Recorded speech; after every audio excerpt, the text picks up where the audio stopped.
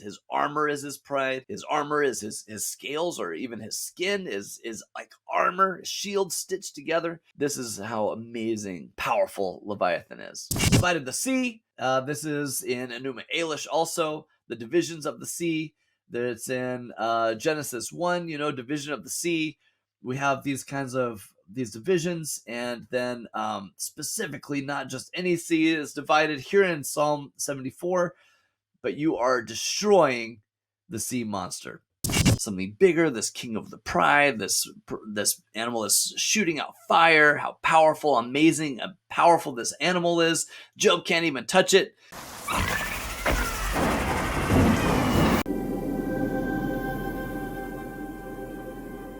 Hey everyone, this is What Your Pastor and Tell You. Today I'm on with Dr. Ryan Armstrong again. We're going to be talking about Leviathan. Is he some type of mythological creature? Is he a dinosaur? What is he? This is going to be awesome. This is going to be a great discussion. How are you doing today, Dr. Armstrong? I'm doing great, Zach. Good to see you. Awesome. I'm glad it's not Zatch this time.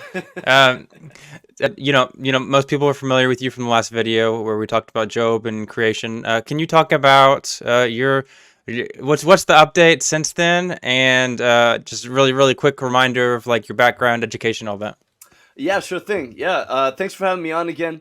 It's great to see you. Love your channel. You've done such a great job with it. You get great guests, and you always think through such great topics. And first of all, shout out to you. And my life has changed quite a bit since the last time I saw you on this channel. I finished my PhD. I'm not sure if I had finished it last time we talked, but yeah, I did a couple master's degrees at Southeastern Seminary, and got a degree in New Testament there, and then went to Hebrew University of Jerusalem for my MA, where I did the Bible and Ancient Near East. Focused a lot on languages there, Akkadian, and took Arabic and other languages, Aramaic. That got me into Princeton. I was at Princeton Seminary for my PhD, where I just finished up last year, so less than a year ago, and wrote my dissertation on the Book of Job, mediation in the Book of Job, with a fun comparison to Alice in Wonderland, and then picked up my first position. So I'm here at Oklahoma State University. Go Pokes, as they say. I think that's how it goes. I'm still learning about the rituals and the culture here at OSU. But yeah, it's been great. I have wonderful students here. And maybe I did say this before, didn't I? Sorry. But can you hear me? Okay. We'll get it. Yeah, but yeah, so I'm teaching Hebrew here. Might be starting up the Hebrew program, the Hebrew language program in the fall. Teaching Hebrew Bible, teaching also world religion, which has been really fun, really rewarding. I'm also in talks with some publishers about my book, the Book of Job, mediation in the Book of Job, with a look at Alice in Wonderland, looking a little bit at nonce formation and word coinage as lexicography. An understudied aspect of lexicography for appreciating Job.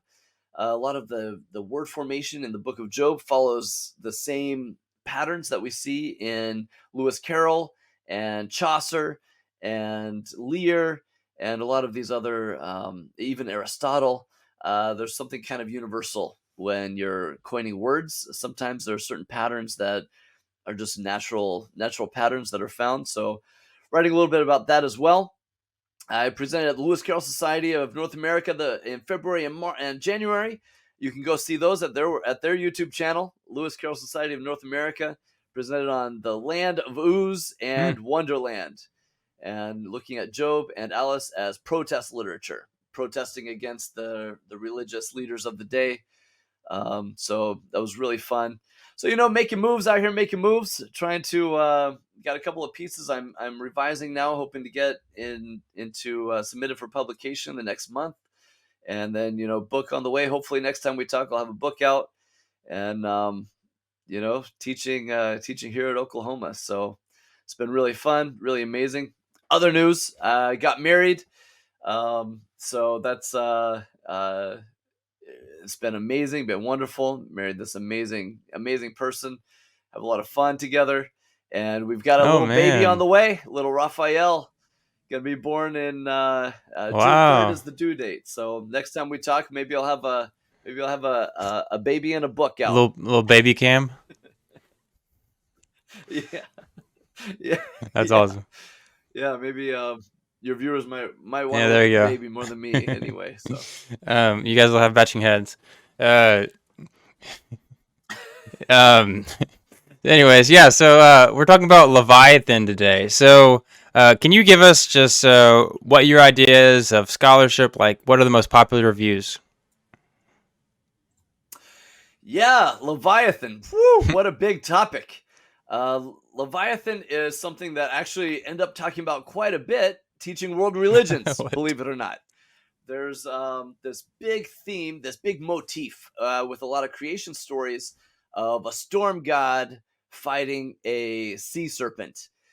We see this in Enuma Elish, in Akkadian. We see this in the Baal cycle.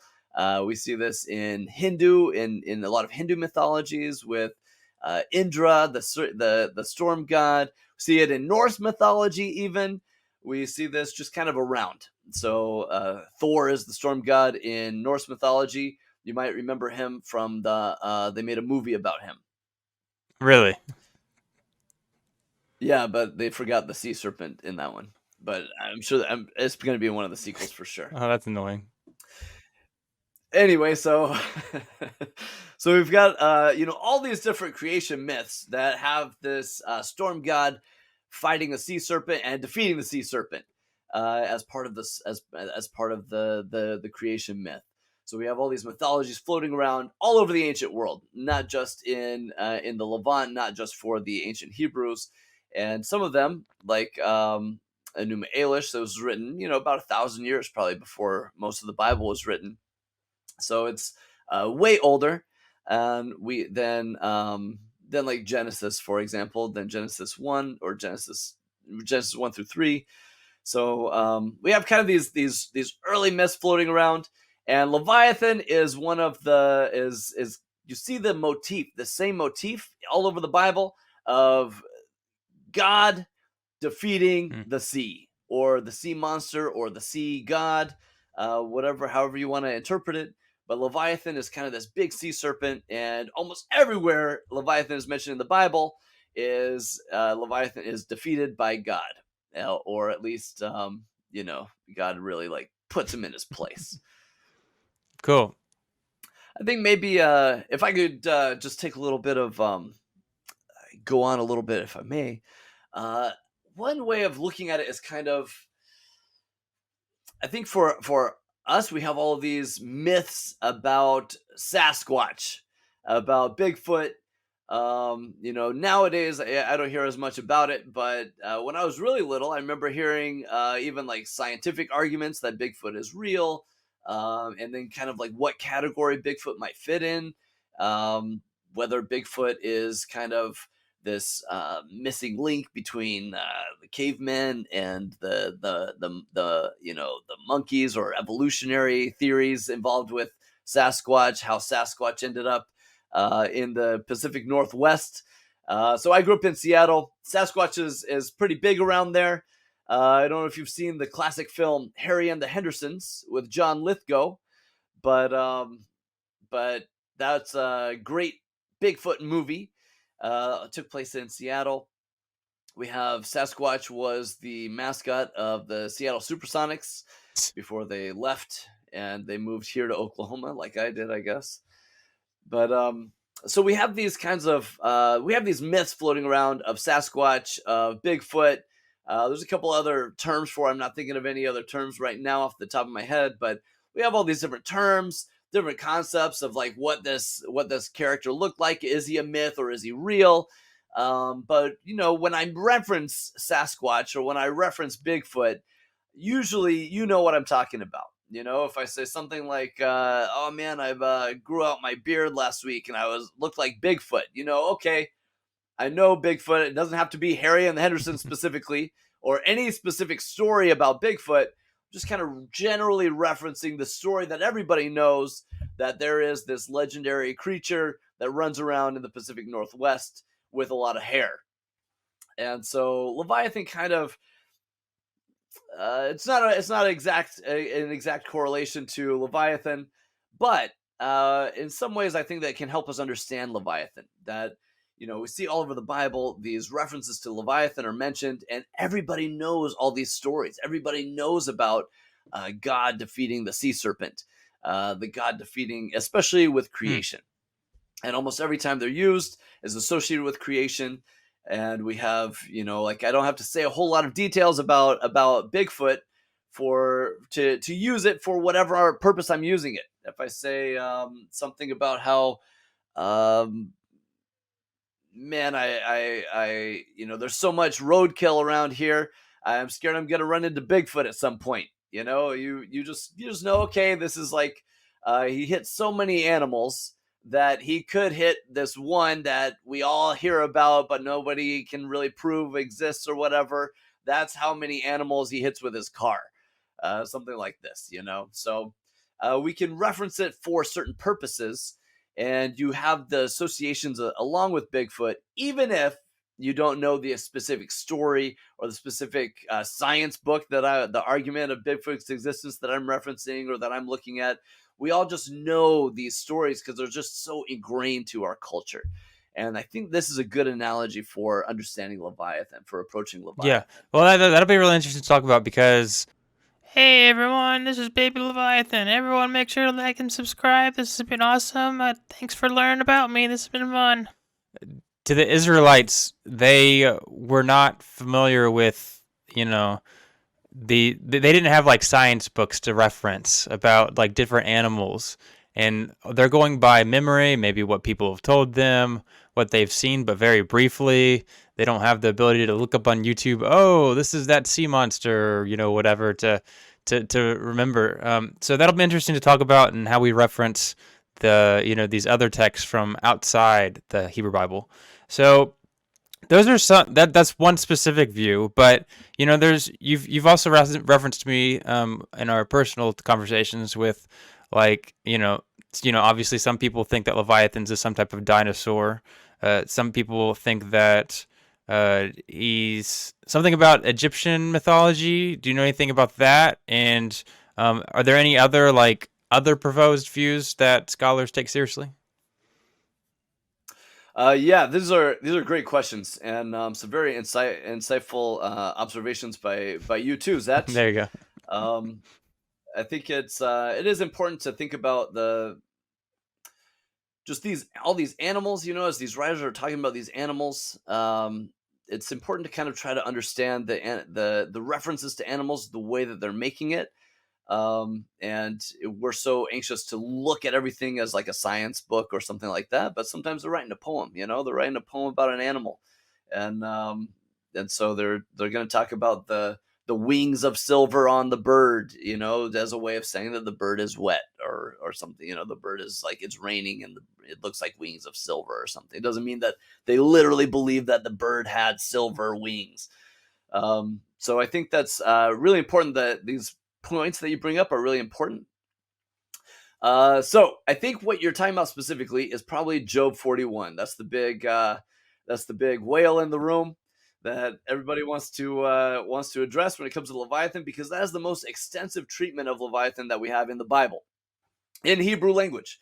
Leviathan there is God's big speech to Job, and there's all these debates about, like, who is this crazy guy Leviathan? Job just talks so much about it. It's the whole poem about Leviathan. And this is the most extensive treatment that we have. Everything else, there's a couple little references in Psalms. There's a few references in Isaiah. But Job 41 is where God really just comes out and talks about Leviathan for a whole half a poem anyway. So there's a lot of stuff in here. So a lot of scholars are trying to figure out, who is Leviathan. Is Leviathan an actual animal? Is the author of Job trying to bring in a specific animal, or is this a reference to an Egyptian god, or a Mesopotamian god, or something like that?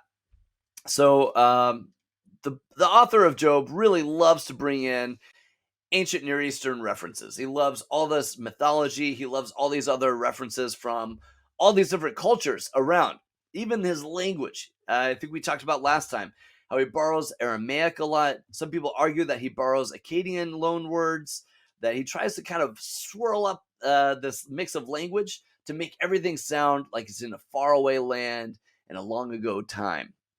Galaxy far away in a galaxy long ago in a galaxy far away in a time. It's a different place. So he's in the land of Uz, and even debates about where Uz is. And so Job loves bringing up all these other mythologies, all these other thoughts, and even God loves bringing these up. And even when God talks to Job, God talks in this funny accent that we've seen this whole book. That there's kind of this, and not that it's a real spoken accent. It's probably kind of a literary accent created for this particular book, for these poems. And if you want to know more about that, you can check out my video about whether or not Job is the oldest book in the Bible, where I talk about the funny accents in the book of Job. Chapter 41, God comes in talking about Leviathan, and there's so much in there, and this is kind of a culmination of a lot of other references to Leviathan. He's in Job 3, not just Leviathan, but the other sea monsters. Rahab is mentioned. Rahab is mentioned also. We have just Yam is mentioned in chapter 3. We have all these different, chapter 26. Also, there's another mention. So we have all these mentions of all these. Rahab is in 26. All these mentions of all these other sea monsters. There's other myths that are mixed around. Chapter 19 refers to another myth. So there's all these kinds of these mythologies swirling around in the book of Job, and it all kind of culminates in this big final chapter about Leviathan. So some scholars will say that Leviathan is a whale. Michael Fox is famous for this. Michael Fox argues very, very specifically that you can trace this to a specific animal, and that this is kind of a loose description, kind of like you mentioned. It's a loose description of a whale. They're in the Levant. Maybe they haven't seen a lot of whales themselves, so they're relying on secondhand information. But they're also writing a poem, so they're not really trying to be so precise necessarily. But this is basically a whale. He argues this also in Psalms, that it's a whale in Psalms as well, and he connects it loosely to. Actually, I can't even remember how loosely it is. Maybe he does pretty tightly, but connects it to some of the Egyptian mythologies of, especially with Set, who there is a text where Set is mentioned killing a sea monster. And there's a text that seems like it's kind of referencing some of the more Levantine or Mesopotamian deities, and Seth is kind of the stand-in for Baal in the Baal cycle. So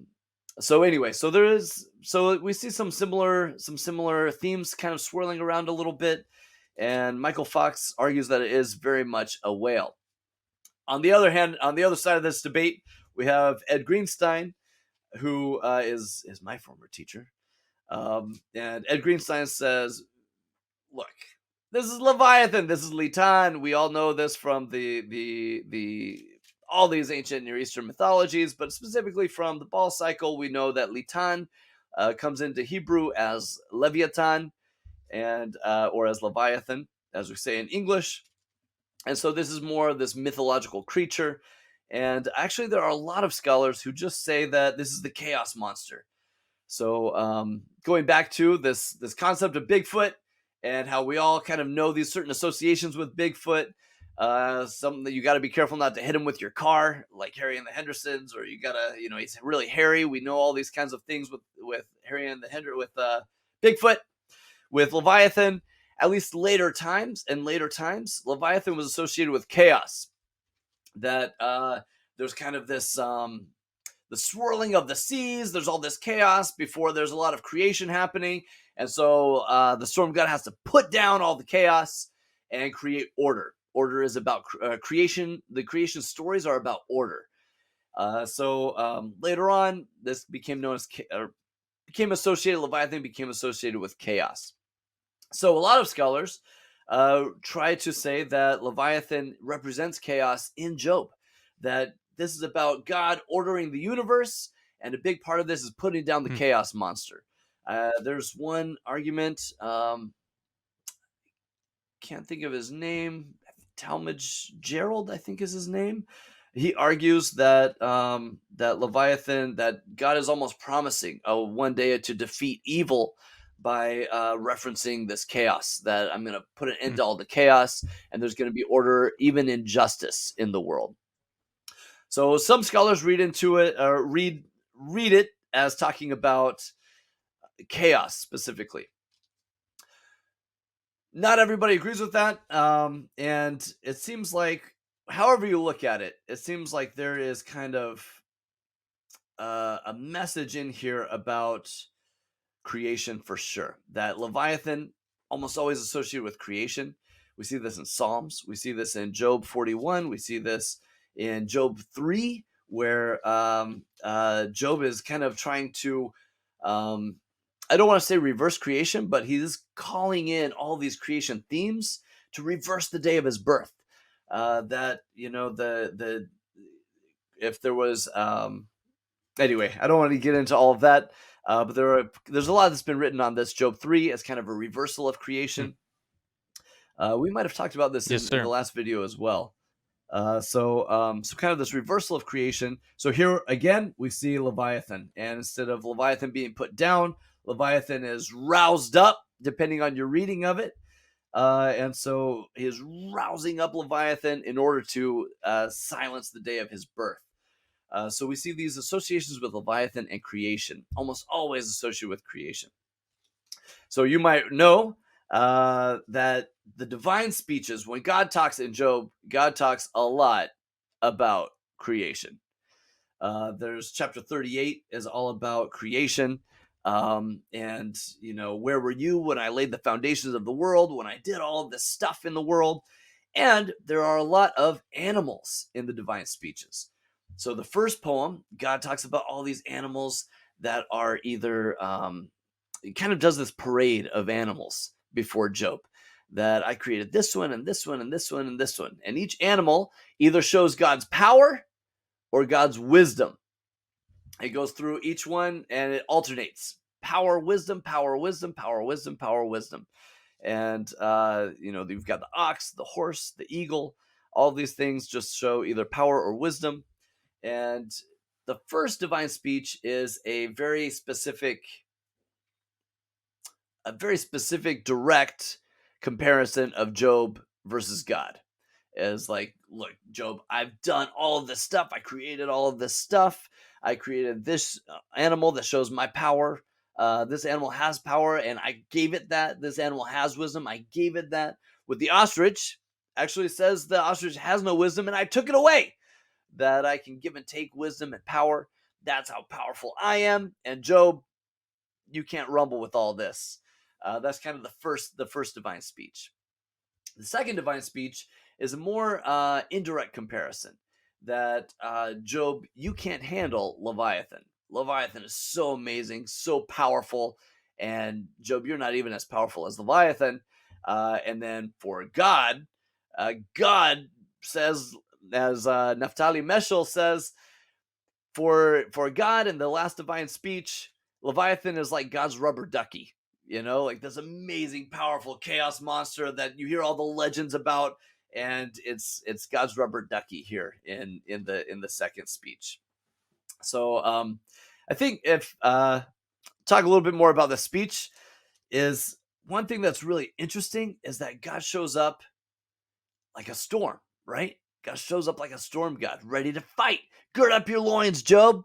God shows how powerful God is. God is so powerful. God's ready to fight. Gird up your loins is fighting words. You ready to fight, Job? Come on, let's go. Let's rumble. Let's tussle.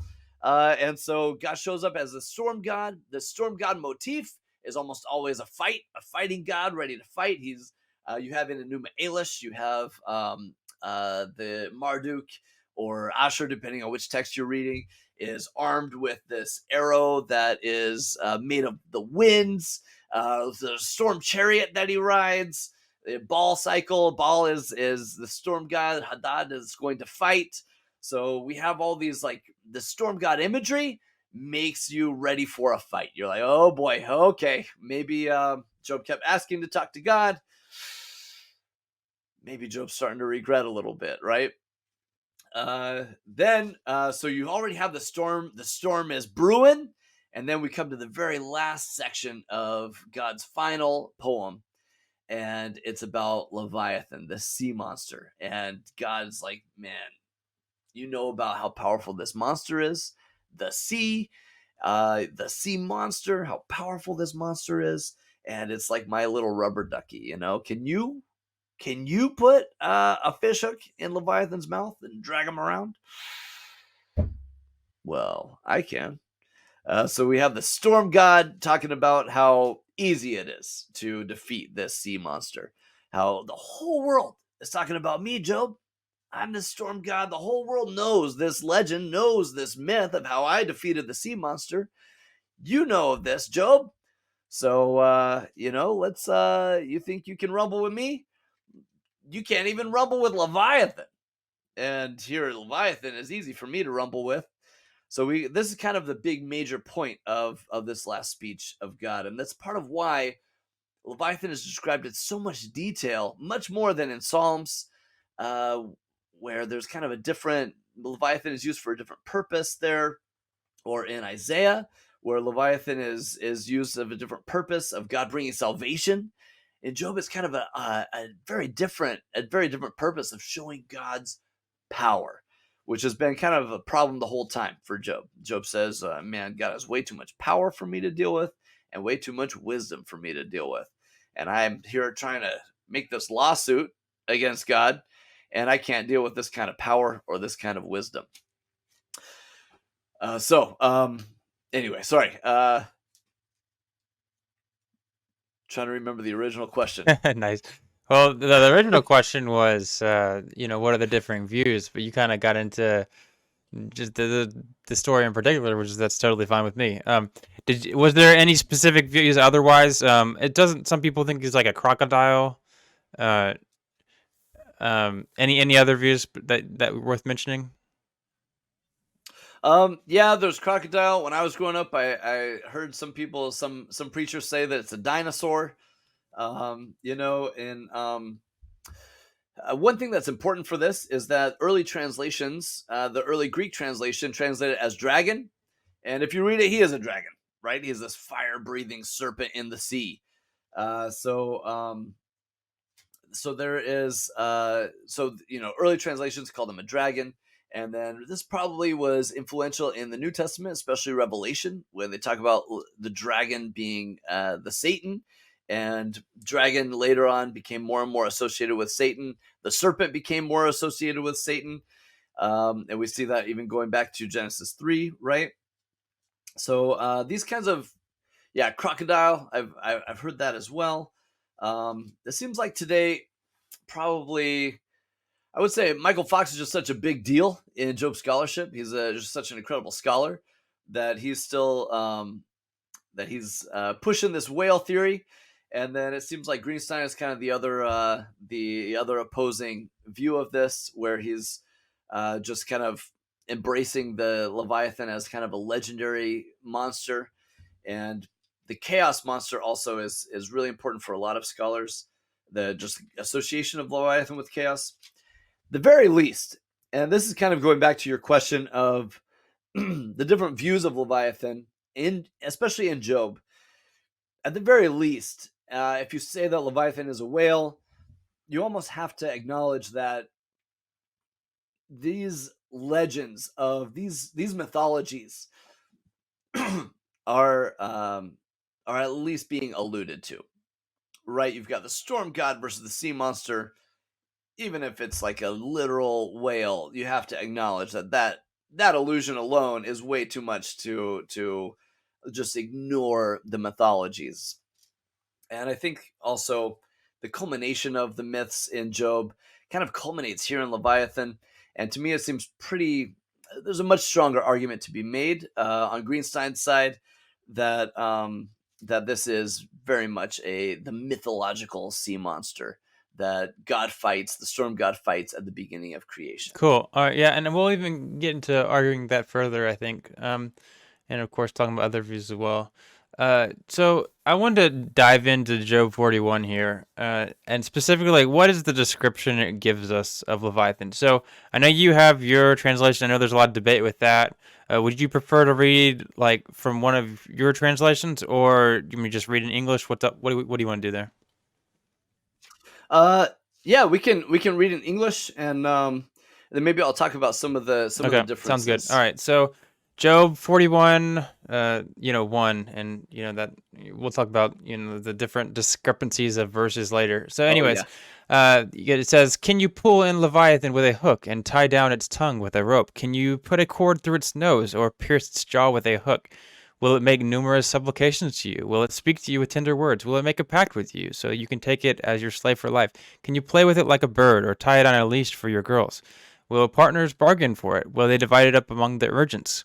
Can you fill its harpoons or its head with fishing spears?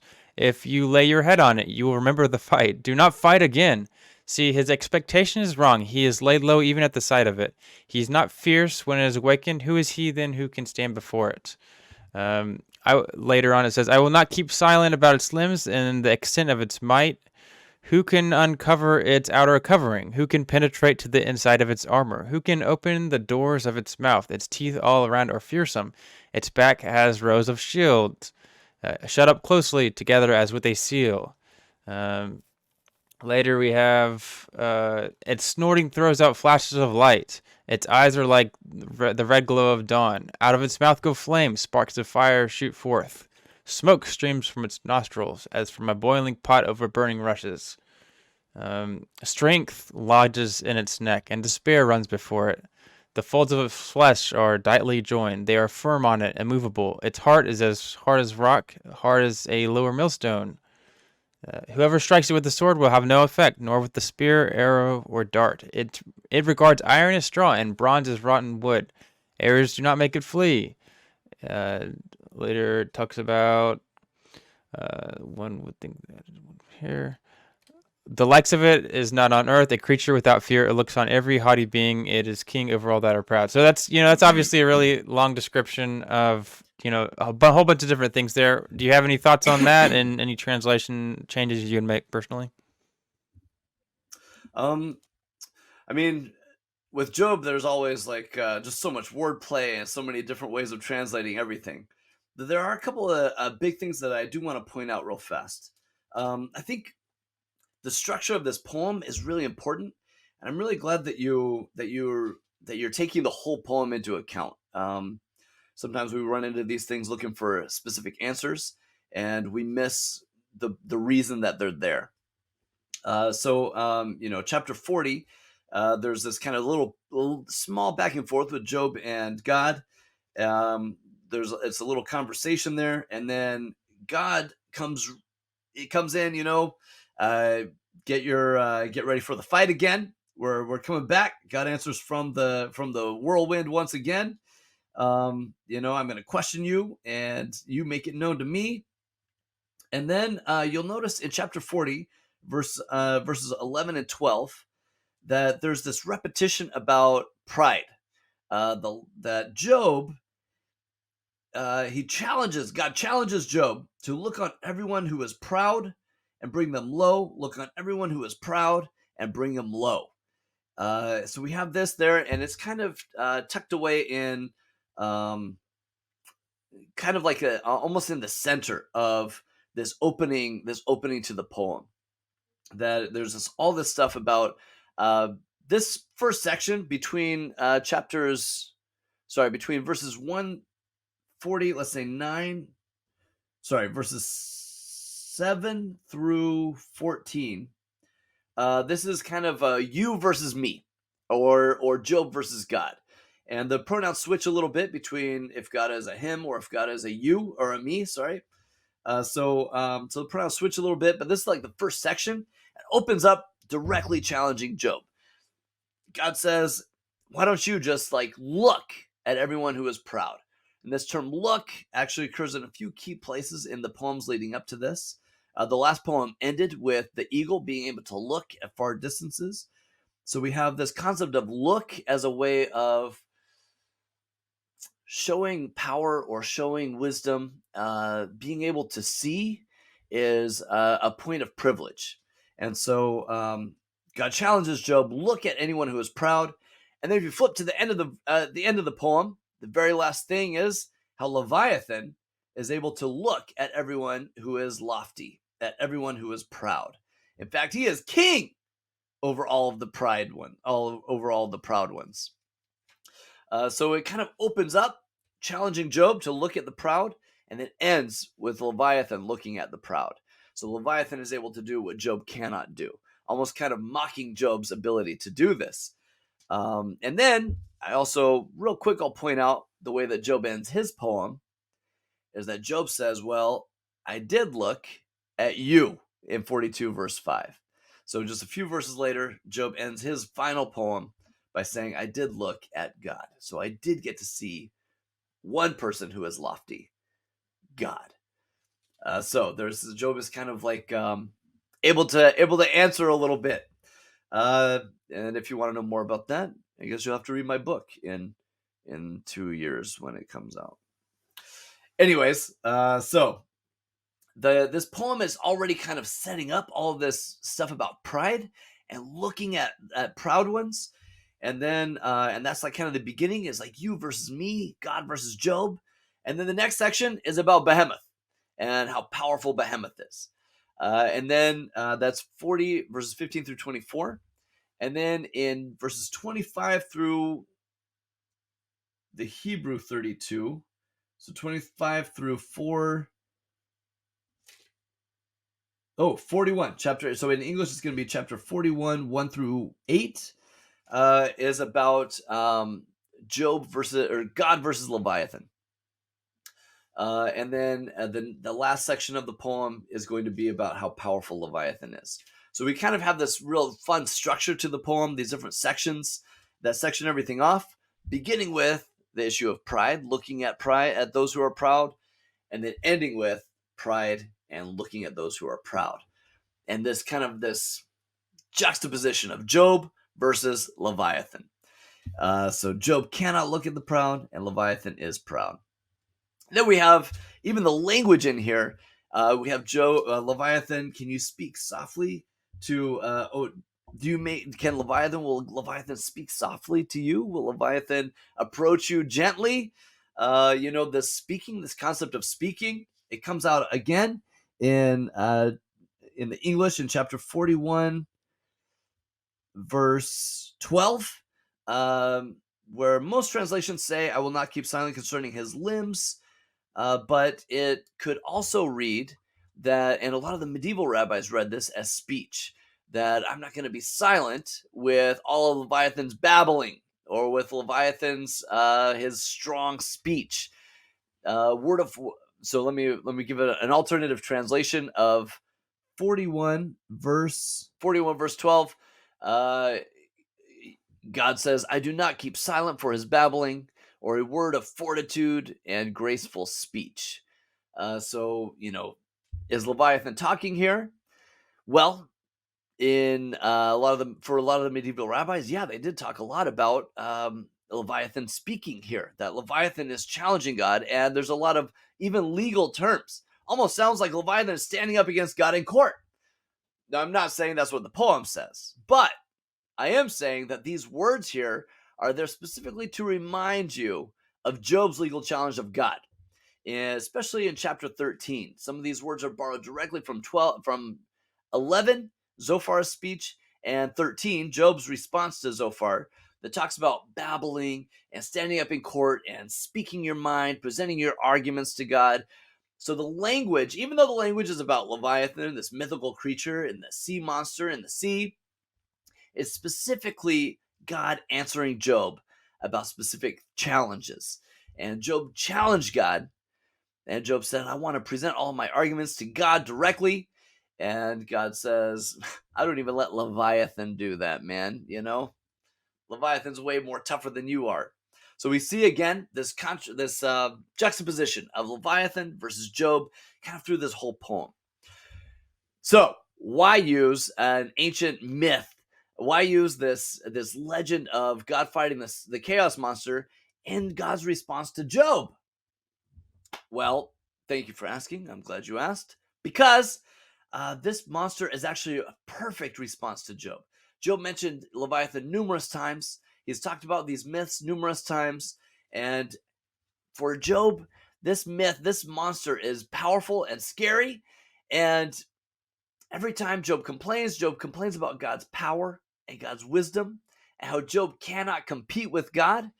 And by using this monster, God is bringing up this amazing moment of creation, this bringing in these themes, these motifs of creation, as well as God's power and God's wisdom, all of that associated with creation, and saying, look, I created the universe. I am so powerful. Who are you to challenge me? And in a sense, there's kind of this irony here that God is like, look, I'm up here running the universe. I don't even pay attention to Leviathan. That's how powerful I am. You think I care? You think I could deal with? You think I have time to deal with you and all of your arguments? God says this, but the irony is that God came down out of heaven to talk to little old Job to tell him how he's not that important. Seems a little important if God's coming out of heaven to talk to Job. And so there's kind of this fun paradox with the end of Job, where Job is kind of, God says you shouldn't be so prideful. You shouldn't be you're insignificant. You're not that important. But actually treating Job as somebody who is very important. A very fun paradox here. Yeah, sure. That's awesome. All right. Can we talk about? Let's go ahead and talk about some other passages in the Bible with Leviathan. Um, well, just to sum up, we have mentions of we it's kind of like a watery, talking about fishing spears and harpoons. We get like a picture of like some water type animal, I guess, and who can you pull in Leviathan with a hook? Things. The only thing would apply to a water creature, I guess. But of course, you also have some things about fire, which are really interesting to think about because we don't really have any Mm. animals that, um, except for the bombardier beetle or whatever, that that spit out fire, whatever that means. Um, do you have something to say about that? Um, yeah, I think it's additional evidence that this is kind of the mythical sea monster, and not trying to just bring in new more animals like God did in the first speech. I think specifically God is specifically bringing in these animals because they are mythical, these mythical legends. And yeah, the fire. This is a dragon that shoots out fire from his mouth. Very much a legendary creature.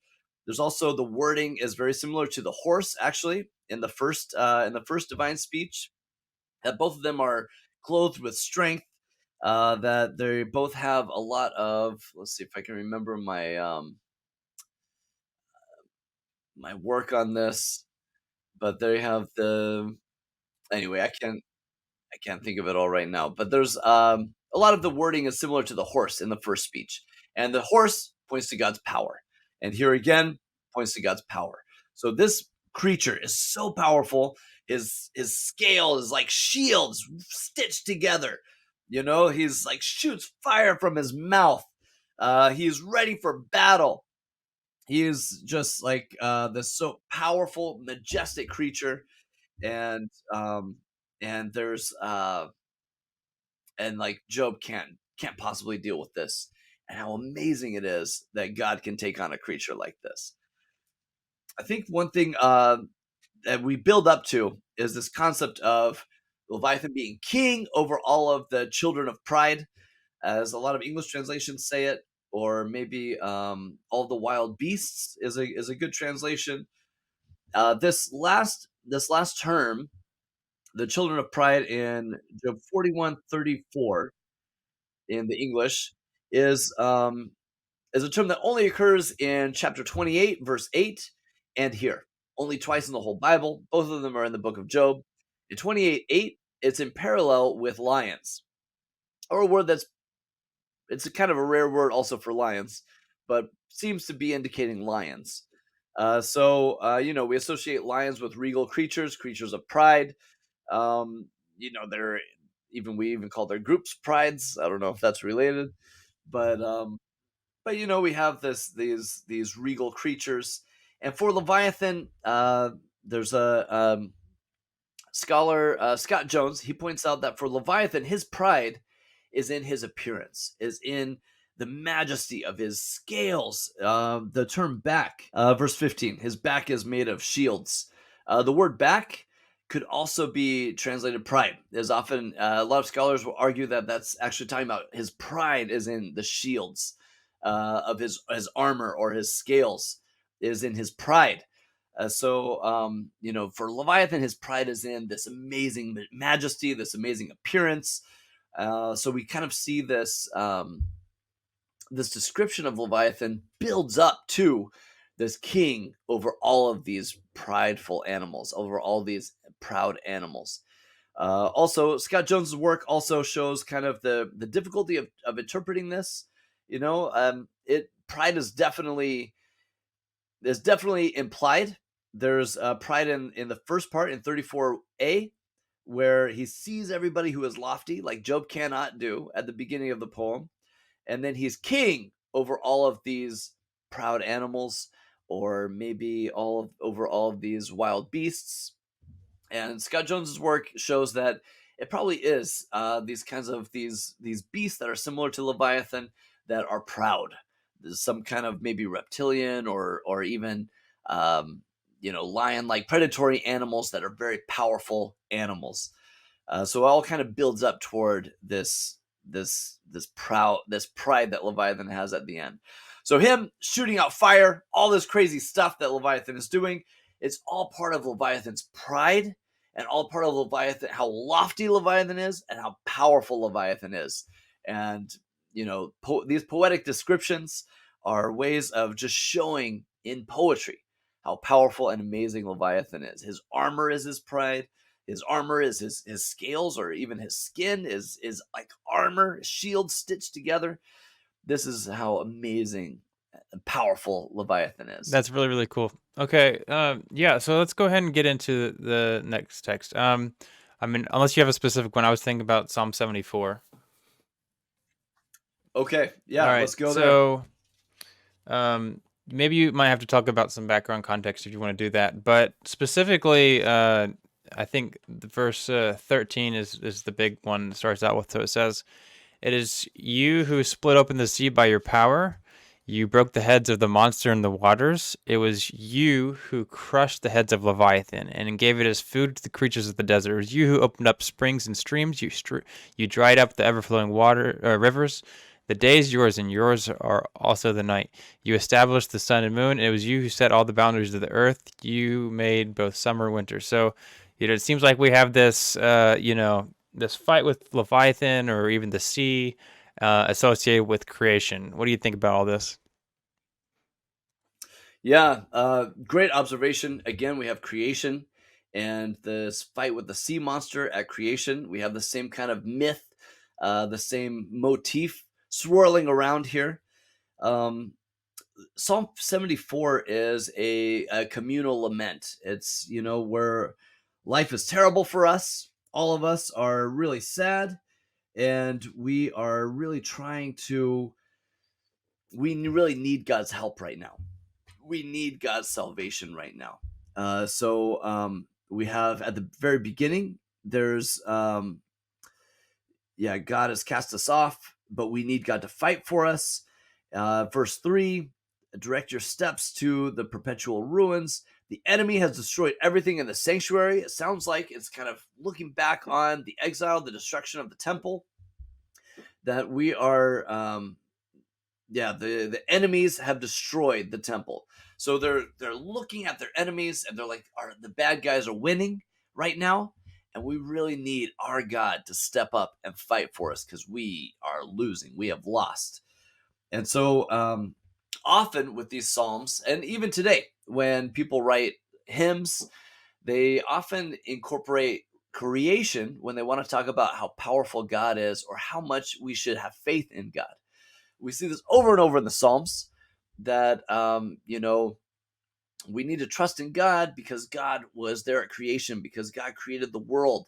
God is so powerful. God can do so much. God has so much wisdom. Wisdom is often associated with creation. That these creation shows God off so much. And so we see this in Psalm 74, that they're saying, look, there's a horrible time for us. We're in the exile here. We need help. And we need God to stand up and fight for us and give us help. And so they're going to come down. They're going to talk about how powerful God is, God created. But then they add in this element of creation that isn't in all of the creation stories in the Bible. And they talk about Leviathan. And they talk about God destroying these powerful enemies in order to bring order to the world, bringing creation about. Yeah, God is king from old, bringing salvation in the midst of the earth. They're kind of like having this moment of they're calling on God basically to bring back this amazing show of strength that God did at creation. Divided the sea. This is in Enuma Elish also, the divisions of the sea. That's in Genesis 1, division of the sea.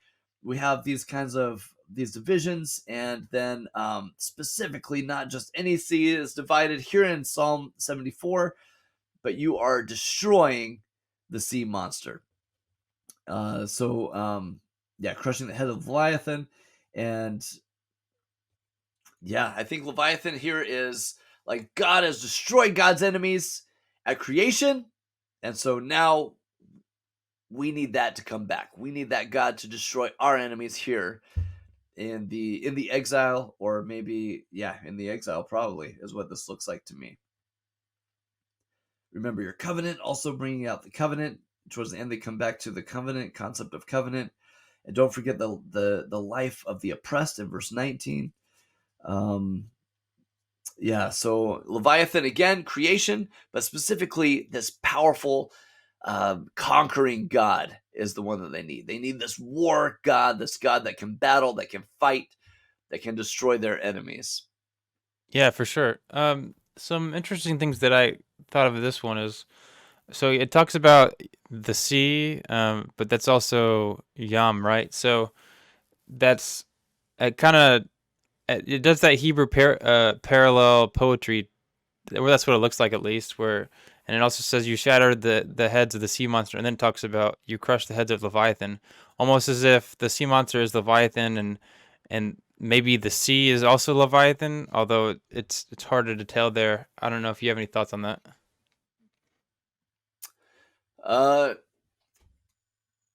Yeah. So it seems like to me, This is a really good question. Yam is the word Hebrew word for sea. But Yam is specifically the god of the sea in Ugaritic texts, which are a little bit north of Israel, and they are they talk about God, the god of the sea, and this big fight with the storm god Baal. And so Yam there is specifically the god of the sea, and we see this in the Bible too in a few places. In Job 3, he talks about how he talks about Leviathan and Yam in the same breath, that these gods of the sea, they're kind of associated together. Maybe if I talk about Sasquatch and Bigfoot or something like that, maybe I have distinguished.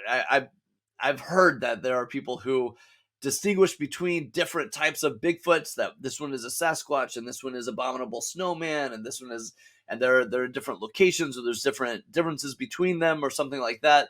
But if I'm talking about it, if I'm writing a poem about it, I might conflate them in some ways. It might sound like I'm conflating them, or maybe it'll sound like I'm differentiating between them. But it's kind of the same essence is what I want to get in my poem. And I see that here. I feel like yes, it probably is Yam. It probably is saying you split open Yam in your strength, and you broke the heads of the sea monsters. That's verse 13. There's Yam. There's the Taninim.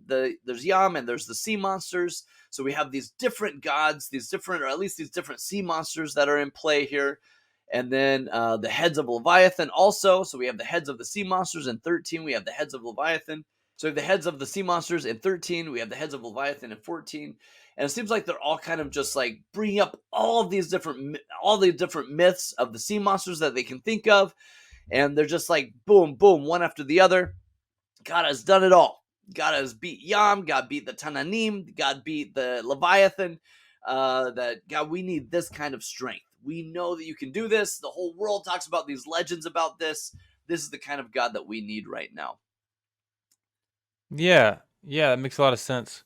Um, in addition, I find it really interesting that it talks about heads. I, the heads of Leviathan. Like, if we're talking about a real creature in the world, I don't know if we have any animals with multiple heads at all. So it's almost like when we're talking about like trying to is this a real creature, or is this a crocodile or whatever, if this is a plesiosaur, like we don't know of any type of animal that has multiple heads. So like it's almost like I have a really hard time of seeing why anyone would take any other view, unless you think that the creature in Psalm 74 is different than Job 41. Uh, Thoughts on that one? I think it's probably the same one, and I don't know that Leviathan has different heads in Job 41, but I don't remember seeing anything about the multiple heads of Leviathan there. But again, I think it's just different different takes on the story, kind of swirling around. Um, in Psalms for sure, Leviathan seems to have like multiple heads. I think it's very insightful for you to bring up that this probably indicates that he is not a real life whale or something like that. That it seems like there's guys crushing the heads of Leviathan, and also while I'm here, I'll point out that crushing the head of the serpent is a big motif also in a lot of these ancient creation myths. That the storm god doesn't just beat the monster, but crushes the head of the sea monster. So we see that here, very much crushing the head of Leviathan. Maybe in the background to Genesis 3 in some ways, where the head of the serpent is going to be crushed, something like that. But yeah, so here it's multiple heads of Leviathan that gets crushed. That's even harder to do, right? Yeah. Well, I guess you got more things to aim at, I guess. Oh, that's true. Yeah, that's true. While we're at it, we'll take a little bit of intermission. I want to ask you this that I didn't plan on asking you. So, what do you think of my artistic tellings of you got the ancient Near Eastern view of the cosmos with a little Leviathan looking like a snake thing, Oh, and then we that's got we awesome. got little Yahweh looking Zeus looking thing, fighting Leviathan, some type of Yeah. Leviathan with multiple heads. Didn't want to put all seven in the picture. How would you grade this depiction in regards to how someone from the ancient Near East would see Leviathan? Those are awesome. Did you My paint wife, those? my wife did. She's pretty good. Wow. Man, good Yeah, job. Good job there getting you married. go. Yeah. Wow, man. I think someone from the ancient Near East would probably grade that as a A plus.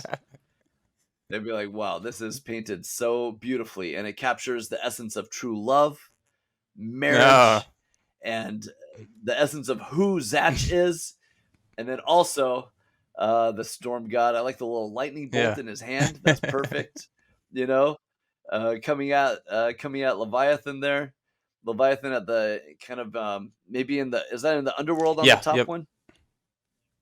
Okay, okay. So maybe if there's a little more sea instead of Mm. underworld.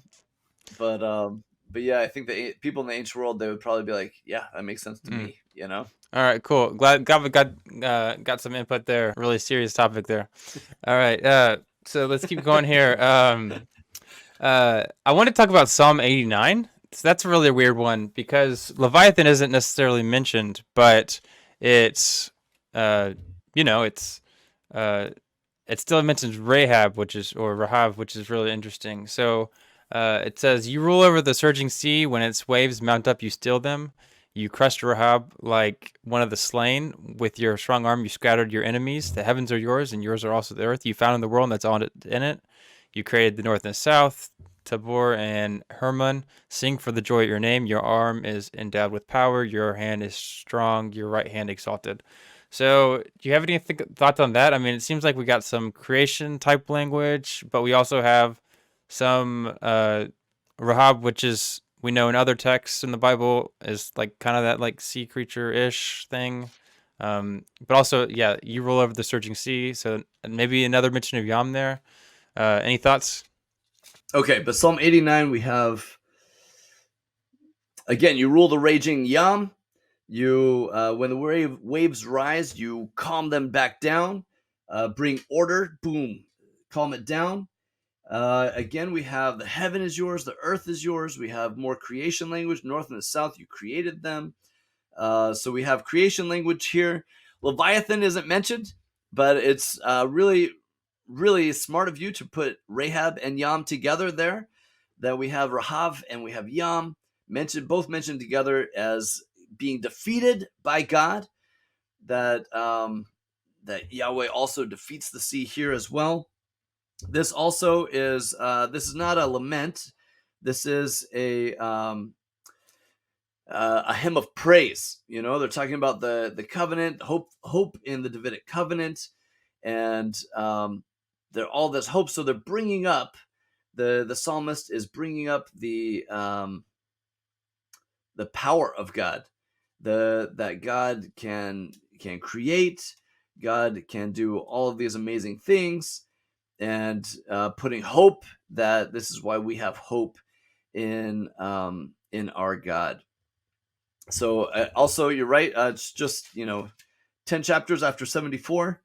Similar creation there together with the calming of the sea, with the defeat of the sea. That here we have Yam and Rahav. Before it was Yam and Leviathan, and the Taninin also mentioned. So we have all these sea monsters, all kind of like all the different myths kind of swirling around to give the same effect in the poem. Yeah. Uh, I also find it interesting that if you want to say it's an animal, that brings a really weird question of like why God is trying to fight these really weird animals. Like some random dinosaur. Like why is God beating up and trying to kill this dinosaur? Like what did that dinosaur that's just swimming in the sea doing to God? Um, I guess then that makes a lot of Christians at least think that this is poetic. But even then, it's almost a little odd. Like why is God trying to still even poetically? Like why is God trying to beat up some dinosaur? But at the same time, like there's still the question of like Genesis 1. This isn't mentioned in Genesis 1, and if you don't want to say it's a contradiction, a lot of Christians aren't willing to say that. And if you don't want to say that, then you almost have to say it definitely is poetic, and like this didn't actually happen. Um, so, I guess two thoughts there. Does how do you deal with that as far as like as a Israelite? Why is God trying to fight this even a sea monster? Like, what did the sea monster do to him? And then two, uh, how do you deal with that being not mentioned in Genesis 1? And it seems like there's a contradiction. Like, why in the world is they're not like these, sea monsters mentioned in Genesis 1, but it seems like they're both creation texts. Yeah, that's a really, I guess it's kind of the elephant in the room, is the second whale in the room is now, we got the Genesis story That seems so different than all these Psalms and Job, where God is at creation fighting this sea monster. So that's a great little comparison there that you just did. Yeah, I guess I don't have a strong enough opinion about Genesis's relationship, or Genesis's how, what Genesis is trying to say about these other creation myths. So in the Psalms, we see always like this picture of God as creator is really powerful, really amazing. And so Leviathan is naturally, or Rahav, these sea monsters, is a really important part of God's power when you're talking about creation a lot of times. So in Genesis is kind of a really interesting text. And Genesis probably has like a little bit of a swirl of different traditions coming in. And the tiny neem are mentioned in Genesis 1, actually. God creates the sea monsters, and there is a serpent, right, in Genesis 3.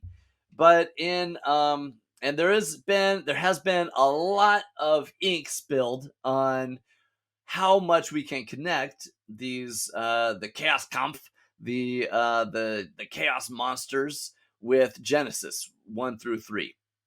A lot of scholars are kind of going back and forth about how involved it is. And I think when we first discovered, when we humans first discovered Enuma Elish in the 1800s, everybody was like, wow, running to Genesis to try to look at how similar they are. That you do have a lot of similarities there. The humans are created to serve the gods. The humans are created so the gods can have rest. They're going to work so the gods can rest. You have this not that it's exactly the same in Genesis, but you have this theme of creation and rest, creation and work. You have wisdom associated with the gods that are winning in Enuma Elish have wisdom. Wisdom is often associated with creation in the Bible as well. And then, of course, we have this big the serpent, and there's a serpent that's kind of now known as this as the villain of the story in Genesis. So we have all these different motifs. And at first, everybody was trying to find similarities. And then after a while, scholars were just kind of like, these are really different. These are really different stories. And so there are clearly similarities. Some of the ideas are swirling around. But it seems like Genesis is interested in a few different motifs here. Genesis 1 is worded, I think you've talked about this on your channel. Genesis 1 sounds a lot like the creation of the tabernacle, the building of the tabernacle. And so this place where God is going to dwell with humans is kind of important in this. It kind of sets the stage. And then later when we have the tabernacle, it's like, oh, wow, this is, just like creation. This is where God had this really special relationship with Adam and Eve. And so that kind of is already in the background of Genesis 1. And others argue for more of these kind of temple motifs even in chapter 3 as well, Genesis 2 through 3. That there are maybe even royal motifs there, where the palace is in Jerusalem. The palace and the temple are there in Jerusalem. And you have these themes of like the garden. There's a palace garden that's mentioned in the Bible several places. There is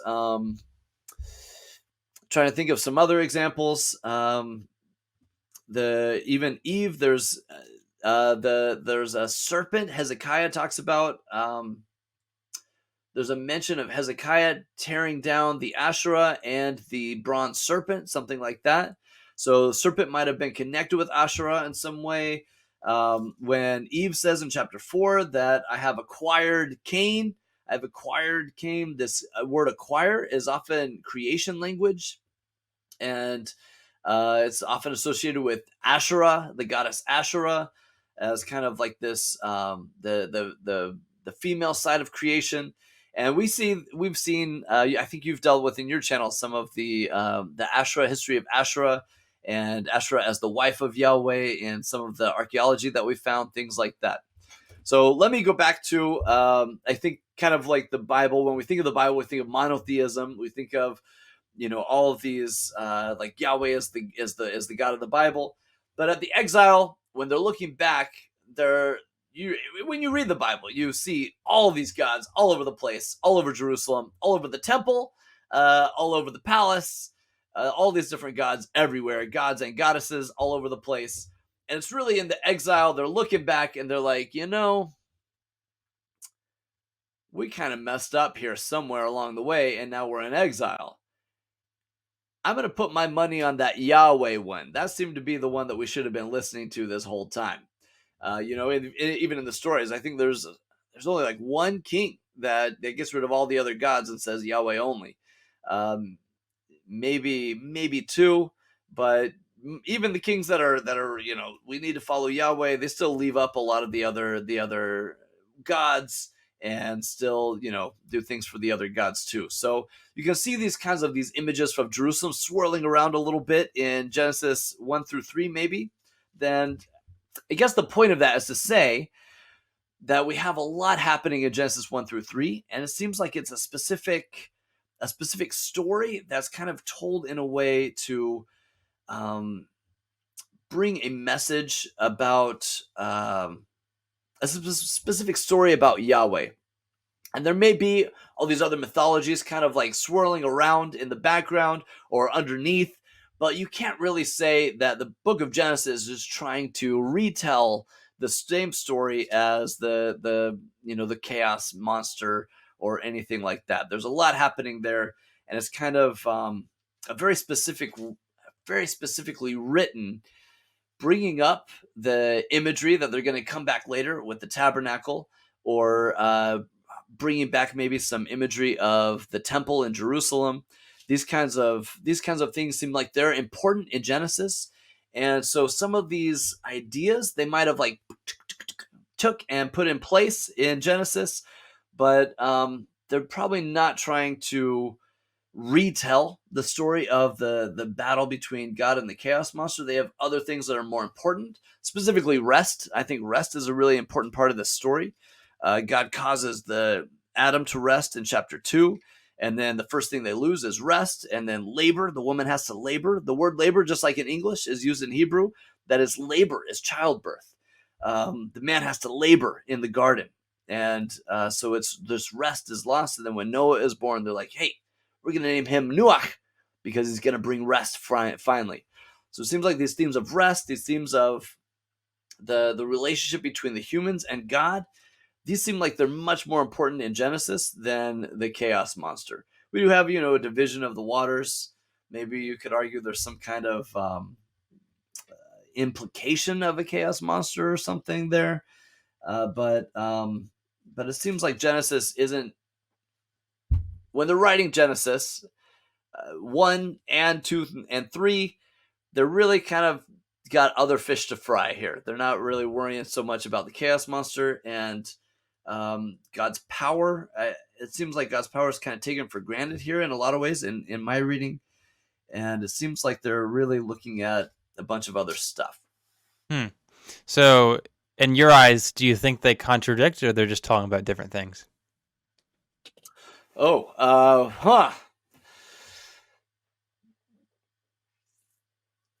don't know it. I don't know if I would even really look at it like that. So maybe not a contradiction, not a flat out contradiction, but Genesis is kind of really trying to claim the creation story for a specific purpose, for specific reasons, and trying to lay this groundwork for the coming story. So Genesis might borrow a little bit from some of these mythologies or whatever, this wording that's floating around in society. Everybody recognizes these elements of the story, but Genesis is probably trying to do something different here. So yeah, I probably wouldn't say contradiction. I don't think Genesis is arguing against Enuma Elish necessarily.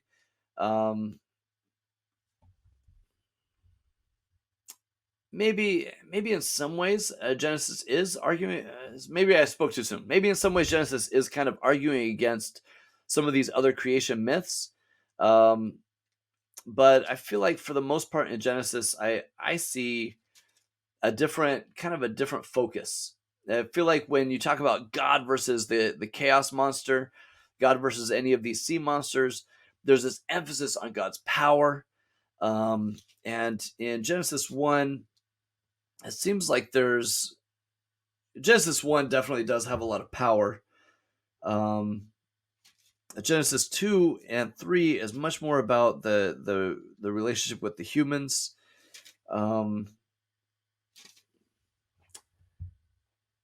Maybe I'm kind of dodging the question a little bit. I don't see it. I guess I want to leave it open of whether or not Genesis is arguing against these earlier myths or intentionally contradicting. I want to leave that open. But when I read these passages, I see a different purpose in mind.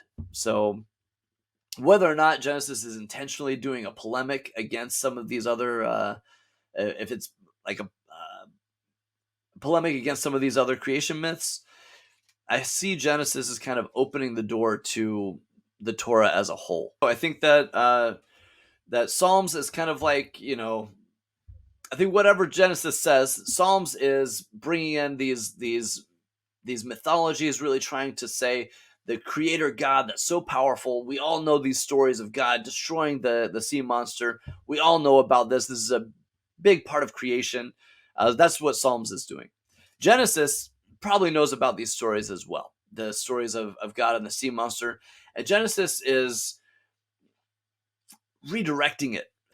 When I think of Genesis 1 through 3, I think about kind of the looking through the book of the Torah, or kind of putting these earlier sources together in a way that is in a specific way that maybe is looking at other stuff. It's got the law coming up. We've got the Exodus coming up. We've got these all these other parts of the story, Abraham coming up. And I feel like Genesis is kind of setting groundwork for a bigger story.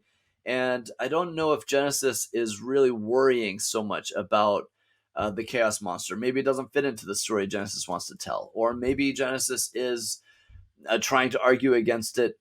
I guess I don't have a strong enough opinion about what Genesis is doing in relation to the chaos monster to really have a hard opinion That's there. fascinating. That's totally okay. With saying, I don't know. So let's try to move on. That, by the way, that's some helpful information. Appreciate that. So, Isaiah 27 talks about Leviathan, but it's in regards to kind of like an eschatological end, like kind of quote unquote the end times, according to Isaiah. It says, "At that time, the Lord will punish with his destructive, great, and powerful sword Leviathan, the fast-moving serpent, Leviathan, the squirming serpent. He will kill the sea monster." Do you have anything else to add here? I mean, this kind of the same stuff we talked about before, except it's not necessarily creation language, according to how I see it. What do you think? Yeah, this verse is so mysterious to me because it's kind of just like thrown in there, and in between these two, so we have there's kind of this these victory chapters that are ramping up in Isaiah. There's we just come out of all this judgment and stuff like that, and then we have kind of these victory passages, and in 26 we have redemption for the land of Judah, return to the land of Judah, and all this salvation language. And then in the next chapter is salvation of Israel in chapter 27. And in chapter 27, it talks about Israel as a vineyard. There's these plants that are growing, all this plant imagery, which is really important to Isaiah. This is a reversal of chapter 5, where the vineyard is destroyed, where Israel is destroyed. And so there's all this hope, but then right in the middle is this little verse about God punishing Leviathan. And it's like, whoa, what? I don't see a lot of just looking here real quick, I don't see a lot of creation language leading into it or coming out of it. Maybe you could argue there's some creation language with the vineyard, the sustaining, or the planting, the growing. But overall, I don't see a lot of the same kind of creation language that we see in Psalms. So it is very interesting. But I also want to point out that this does happen in Isaiah, where a lot of times there is a little bit of, yeah, the Lord defeating at the end. There's a trumpet that's blown. Okay, anyway, yeah. Exodus motif here at the end of chapter 27. Um, but anyway, yeah, it just seems like this one is different than most of them.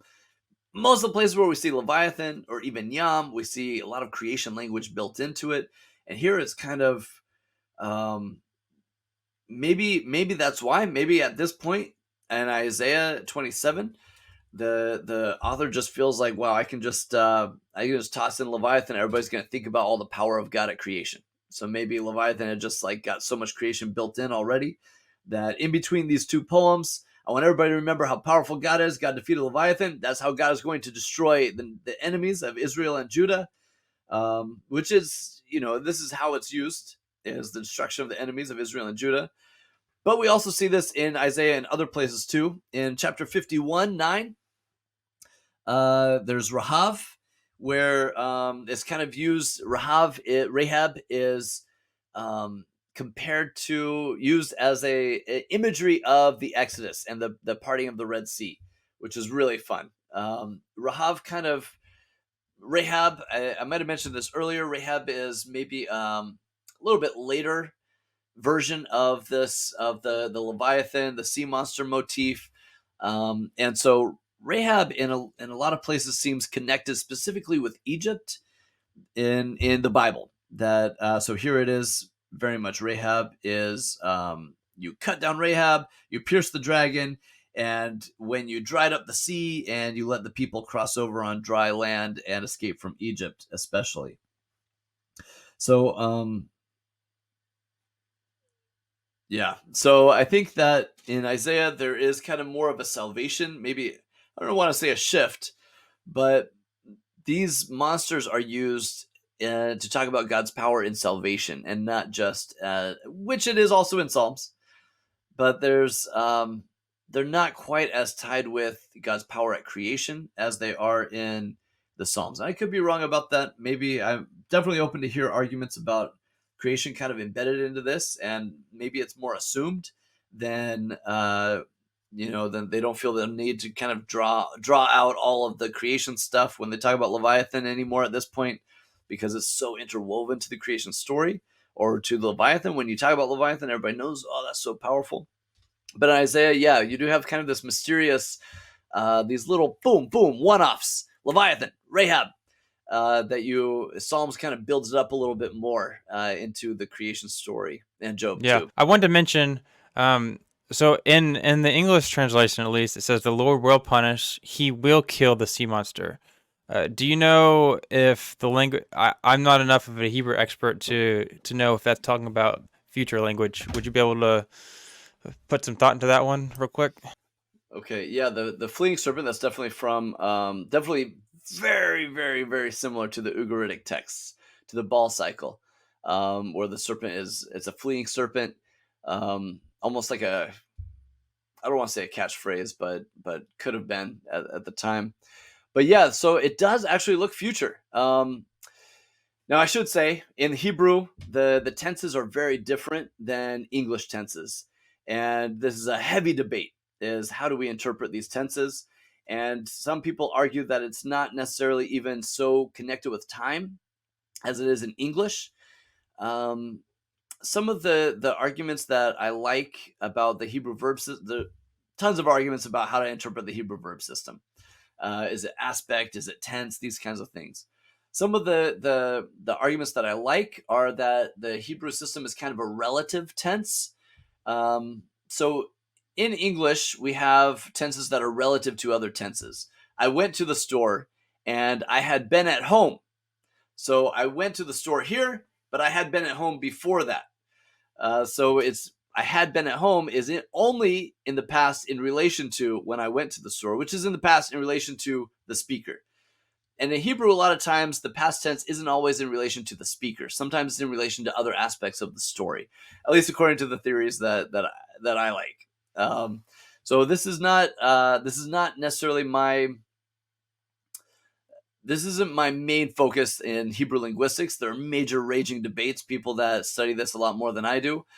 But it's hard, especially when you come to the prophets. It's hard to say this is future and this is past. It's just hard to make that argument. And then any poem, with poetry, the debates are even harder to make, when you're talking about like this is past and this is future and this is present. So with poetry especially, sometimes, what a lot of people would consider future tense seems a lot more past. But I will say that if this is a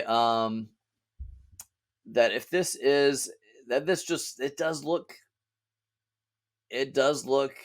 future to me right here. It's a vekatal form, which is almost always future in relation to other elements of the passage.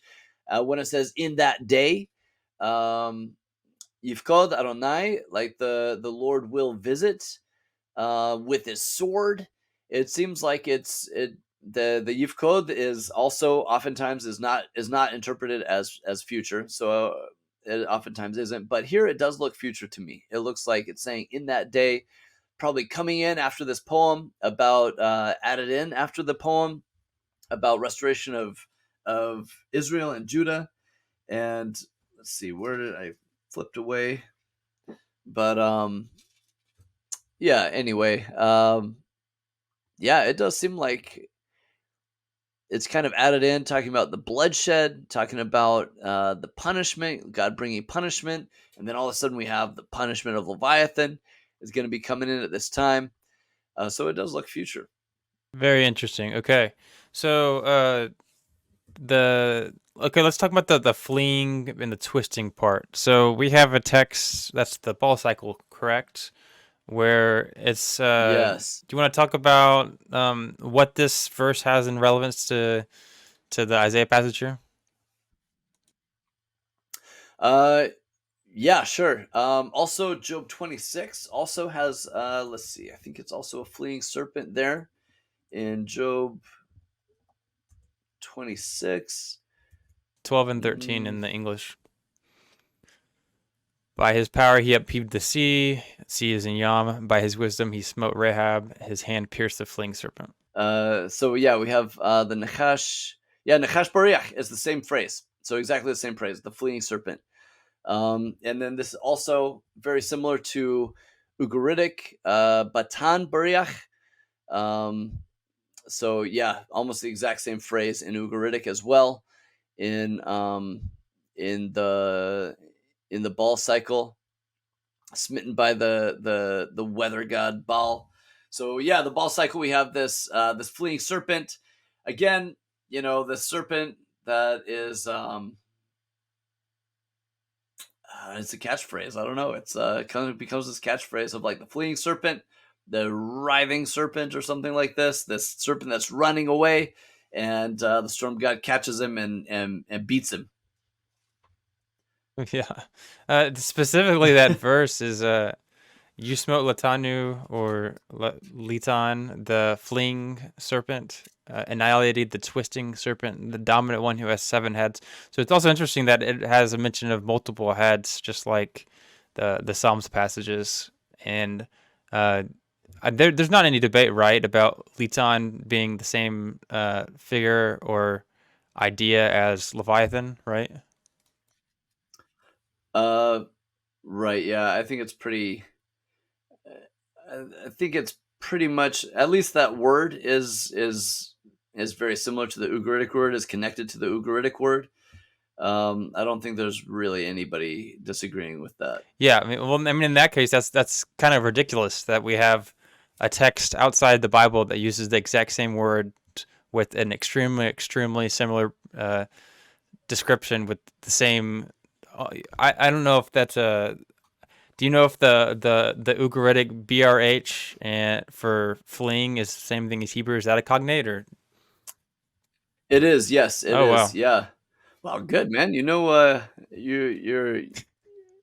good job with pulling out the yes sir. Ugaritic word. But yeah, it is. It's the same word that's in Job 26:13, and also in Isaiah Wow. 27:1. So barach in Hebrew is to flee, to try to escape. and so it's the exact same word in the Ugaritic text. So it does seem like, I guess, hearing this, it does seem like probably the same story, this catchphrase was used, and it was so common, so widespread that Leviathan Litan became known as the fleeing serpent. Like it kind of became this, like if I, yeah, I'm trying to think of like a similar thing in English. Yeah, nothing's coming to mind, but like kind of, like a little thing when I mention it, everybody knows exactly what I'm talking about, the fleeing serpent.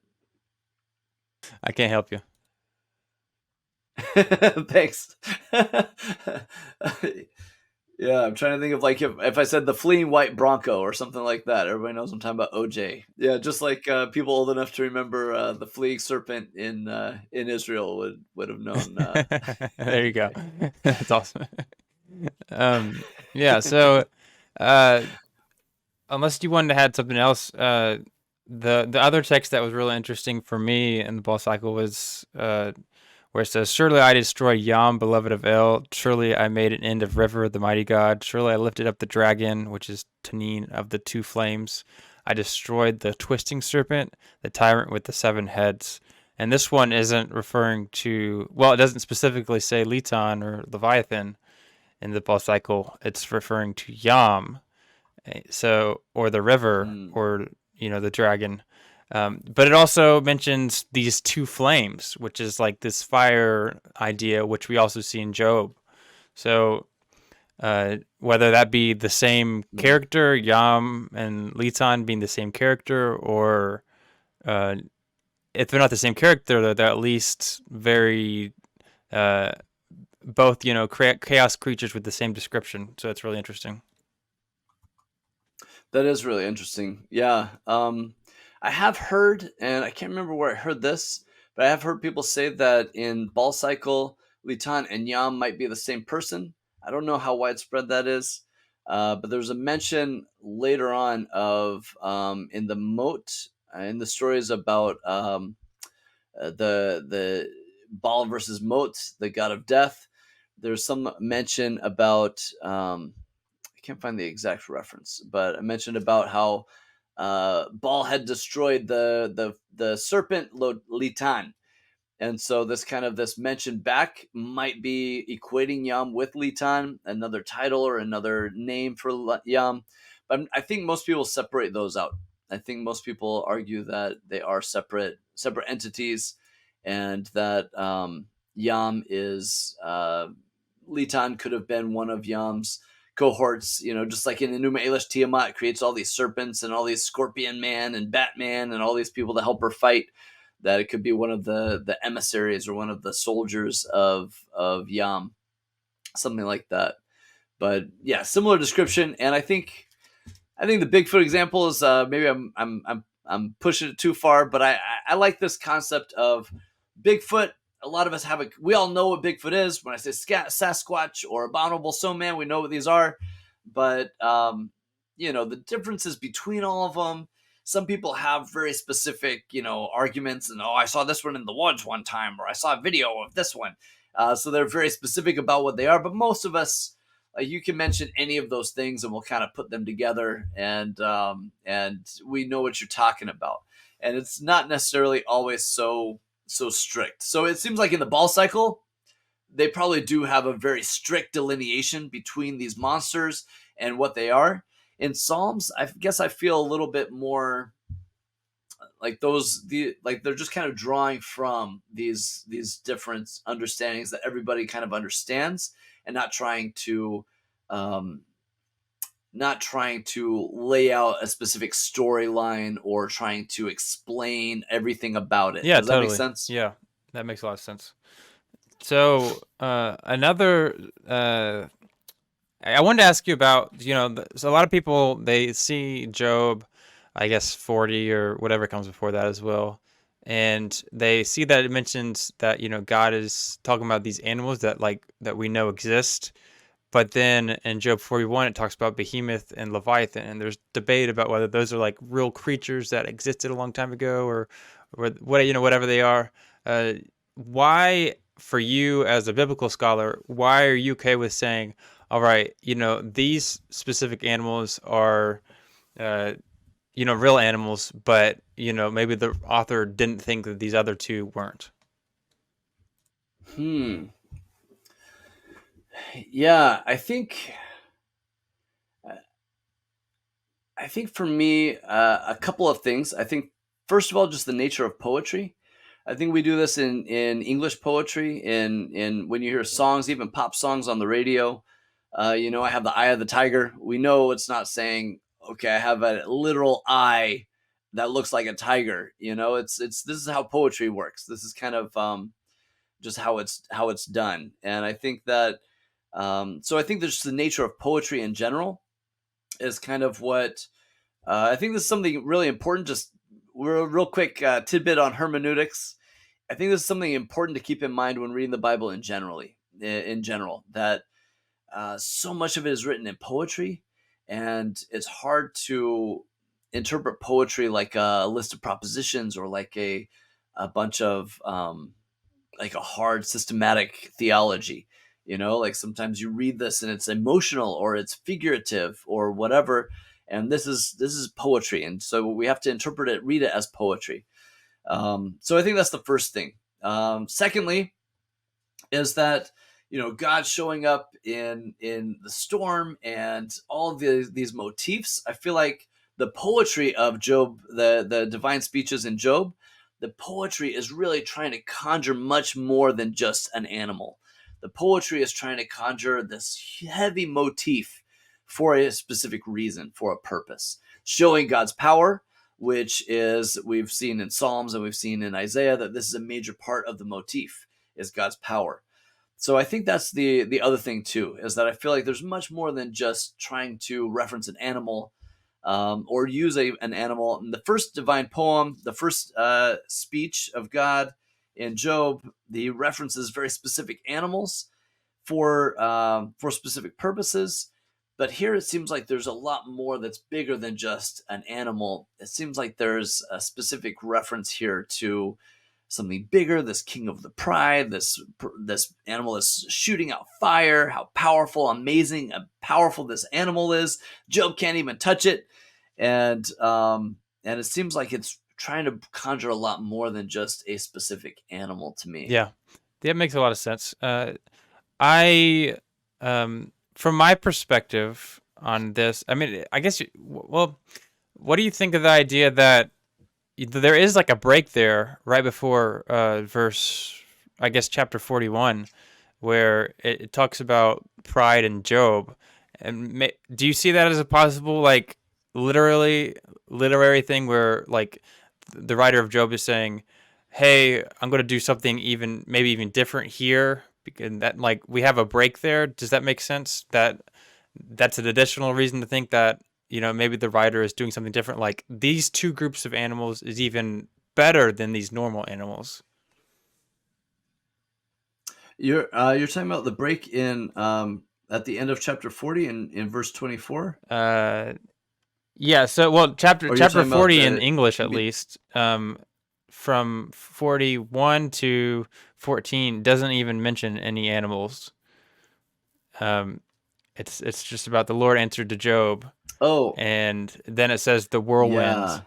yeah. Uh, Oh, that's interesting too. The Lord answered Job from the whirlwind.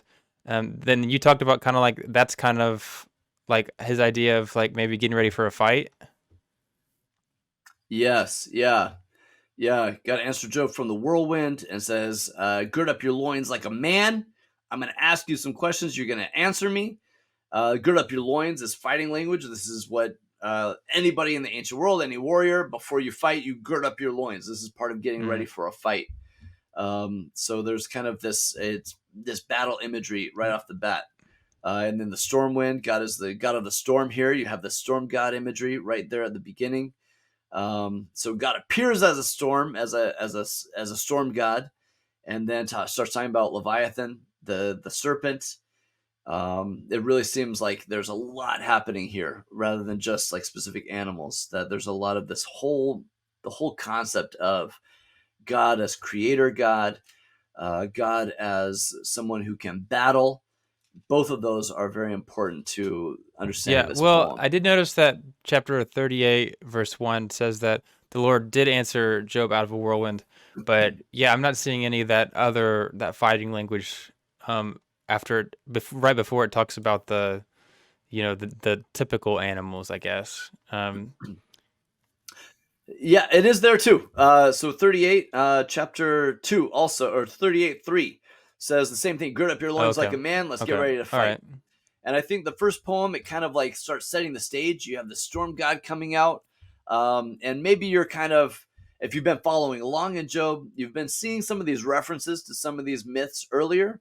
You see, wow, it's a storm god. Okay. And this fighting language. Okay. You may be asking, is this really there to try to make me think about this myth of the storm god destroying the serpent? And but you're maybe not sure. And then God talks about creation and all this stuff at creation and all that God has created and how powerful God is. And then the next speech, boom, opens up again and then goes into Leviathan specifically as like the big finale of both of these speeches. That it really seems like it's very intentional that the whole mythology of a storm god crushing the sea serpent seems like it's a really important part of understanding God's But you don't speeches. have any do you see any reason to think that God is trying to fight these typical animals? Oh no, No. not at all. It talks about these animals um, with them as being as God creating them, giving them all of this stuff, giving them power. They're much more. They're used a lot more to talk about God's power as creator and not as a warrior, as a warrior, not so much a warrior God. That's fascinating. Okay, yeah, yeah. So last thing I wanted to mention, unless you had some things you want to talk about, which is the pictures that we have of these, I guess, chaos creatures or whatever you want to say. The first one, Marduk and Adad standing over defeated chaos dragons. I did find that interesting that one of them has the dragon on a leash, uh,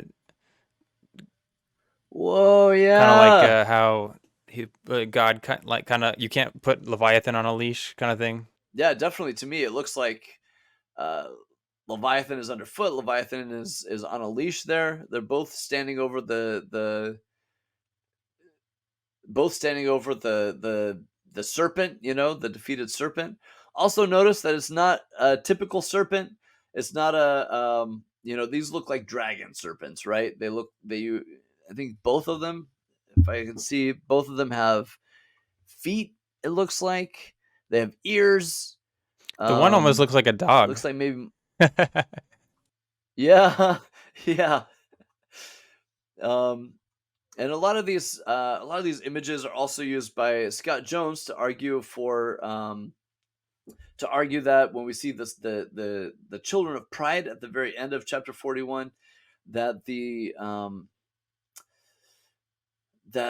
some of these distinctions between animals that we have in our minds when we have these are reptiles and these are mammals, they're more blurred together a little bit in the ancient world, or their categories are different. That these are all predatory animals, and sometimes serpents are described in ways that are very similar to lions. Is an argument that he makes, and you see this in drawings a lot. These merging together of different kinds of animals, even though they use the term serpent, like this has much more than just a typical serpent would have in our minds. uh, yeah, so this next one's really interesting. Shell plaque depicting an ancient Mesopotamian deity fighting a seven-headed flaming monster. The that one's really interesting because it's got like these serpentine head like features, but it also has like the body of a lion. Uh, I'm not sure how Yeah. they get to the conclusion that those are fire. I mean, I could see it, but it's like obviously like a really rough picture if that's what fire is supposed to be. Yeah. Yeah. There's they all have like serpent tongues though. So yeah, that's very good observation. They've got like serpent heads, body of a lion, maybe even a leopard, you could argue. I don't know, or lion-esque body. Um, yeah, maybe flame. Looks like the next one that you have, the cylinder seal. Also has flame coming out of the back. Also is that, yeah, 7 heads again with serpent tongues again. Yeah, the god there, maybe 2 gods together. It's Babylonian, or at least Akkadian or Mesopotamian, early Mesopotamian seal. Um, yeah, really, these are awesome. And then the next one that you have is a little more serpent like. That one's a lot more recent too. Interesting. That's from 800 BCE, and this one is specifically Assyrian. This is a few thousand years after the earlier ones, so maybe there it was a little more. The legend became a little bit more streamlined, or maybe a particular story version of it became a little bit more common or well told, or it's just certain drawings. You can do shorthand after a while when you see the same picture enough. You can kind of do a shorthand version of it, and everybody knows what you're referencing. Um, so yeah, that's really really interesting. These are great images For here. sure. Something I really found interesting, as far as an art depiction at least, is that in the Assyrian cylinder seal, you have the gods or whatever those are standing on top. They're not necessarily touching, which is interesting to me, but they're on top of the serpent like figure. And you can draw on that maybe they're thinking of like stepping on it, like as a type of like polemic against the serpent. Yeah, maybe. Um, yeah, not sure actually. Yeah, that's really interesting though. Um, It's amazing how widespread this imagery is, isn't it? It seems like, I mean, like over thousands of years that everybody just knew the story of the gods defeating the sea serpent, the storm god defeating the sea serpent. Um, One of these looks like you have the bow and arrow that Marduk uses. Um, some of these are more spears. It looks like that they're using, but all of them are this god fighting the serpent. And yeah, the flames. That's a good question. If it's flames or is it water? I'm not sure. I'd have to do more research. I'm so interested now in some of these images and where they come from and where they were found in other images of the time period. Wish I was. I'm sorry. I wish I was better at reading the images, reading the or under like knowing some of the what's the word? Some of the standard forms that are used in these images. yeah, for sure. Um, I don't know if it's in your paper that I gave you, but the the detail of seal impression from Talismar, it's got like 5 snake heads almost. That one's a little bit. It's almost hard to tell what it is. All right, yeah. So that's about it for those. I just wanted to show everyone those are some like really interesting pictures as far as what the ancient Israelite might have been thinking. At least, like we don't have any texts or we don't have any specific like drawings from the Israelites during that time period, but we do have some other cultures around then. So maybe that's what they're thinking. That's what they're drawing upon. Specifically, like when they're in Babylon, at least, like they most certainly would have seen something like this. I think a lot of people are going to get a lot out of this, as I say on most of my videos. But this is definitely a much more cooler one than a lot of them. So yeah, everyone make sure to go check out Dr. Armstrong's YouTube channel. Hopefully he'll be posting more often, although he's got a really nice one, as he mentioned before, on the dating of Job, which is something we need to get more popular, at least in my opinion. Whether Job was like, the earliest text in the Bible kind of thing. But and everyone make sure to check out my previous video with Dr. Armstrong on creation language in Job. But yeah, this has been a lot of fun, Dr. Armstrong. I really appreciate it, and I hope you have a great rest of your day. Well, good golly gee. Thanks for watching, guys. I can't believe I'm not a dinosaur. Oh, well, it's been fun. Thanks for learning about me.